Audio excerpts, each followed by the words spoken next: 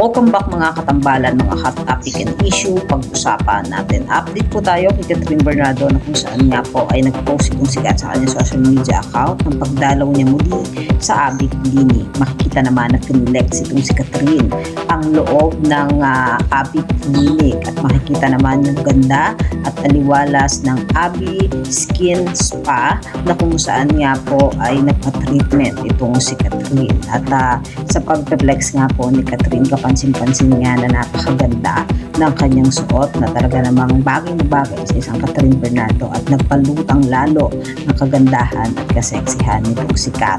Samantalang makikita naman yung ginawang treatment kay Catherine na kung saan nga po ay nagpa-spa at nagpa-facial itong si Kat na parating nga po niya itong pinupuntahan at suki na itong si Catherine ng Abic Clinic.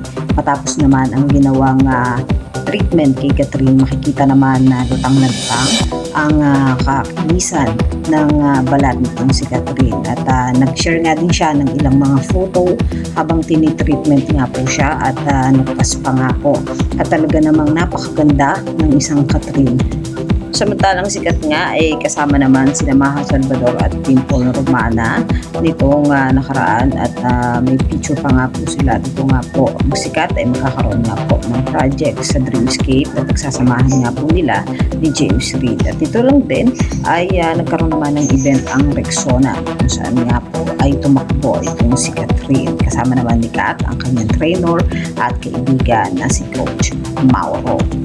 Yan po yung mga update natin ngayon kay Catherine. Kayo mga katambalan, ano ang masasabi nyo? Mag-comment lang sa comment section at pag-usapan natin.